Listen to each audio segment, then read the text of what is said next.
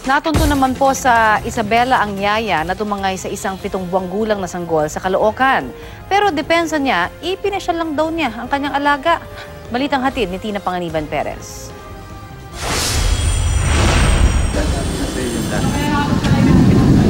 Base sa kuha ng CCTV camera ng Barangay 122 sa Caloocan City, May 19 ang tangayin ng kasambahay na mag-asawang Eugenio at Girlie Mejia ang kanilang 7 buwang gulang na anak na babae. Sa video, kasyual na naglakad palayo ang kasambahay na si Josephine Asuncion, karga si baby Princess Kylie. Mula noon, di na bumalik si Josephine, dala si Princess Kylie.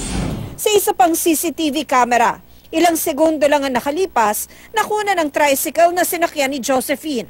At di ba nito nahagip ng camera, inamin ng tricycle driver na si Raymond Cruz na naisakay niya si Josephine dala ang baby at ibinaba sa monumento. Nagduda raw si Raymond at nag-report agad sa barangay. Kaya na magsumbong ang mga mag-asawang Mejia sa presinto, hindi na naging mahirap ang paghahanap kay Josephine. Kuya, ba't ka nagduda dun sa nasakay mong ali? Kasi yung pagsakay ko pa lang, ang sabi nila, bababa sila ng Cubao. Hindi naman pwede tricycle doon. Sabi ko, ma'am, hindi tayo pwede ron. Kasi pupunta kami ng Cagayan ng baby ko. Agad din daw na-contact sa cellphone ng suspect nang makuha ang number niya sa suking tindahan. Sinabi nung niloloadan, merong number dito na niloloadan nung babae. So, tinawagan nila yon. Ang sabi, wag mo nang hanapin yung anak mo, anak namin ito.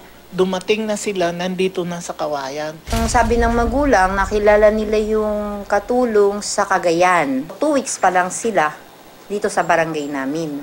May 20, Sabado, dinala ni Josephine sa Gapal, Kawayan City, Isabela, sa bahay ng boyfriend niya, si Princess Kylie. Natunto ng mga pulis si Josephine at ang boyfriend ito, nakasama na rin ni Princess Kylie ang mga magulang. Palusot ng suspect na si Josephine. Kasi ang ipakada, pero mapanak ko ma-jeep pesto na pinakamit ang mga kapan. So niya, nagtuloy nagtatanagawi din sa Jemit Balayda, ni boyfriend ko. Buong akala ng mga magulang ni Princess Kylie, mabait at mapagkakatiwalaan daw si Josephine dahil pinsan nila ang nagrekomenda rito. Pagdating ko ng asawa ko kasi 6 p.m. Tapos ngayon, nung dumating siya, nagulat siya kasi sarado na yung bahay, walang ilaw. Tapos bakalat yung gamit. Tapos ayun, nagtanong siya sa mga kapitbahay, 2:00 pa daw ng tanghali, umalis daw pusto, tsaka yung yaya. Dahil sa nangyari, itutuloy raw ng mag-asawa ang pagsasampa ng kaso sa mag-boyfriend. Tina Panganiban Perez, GMA News.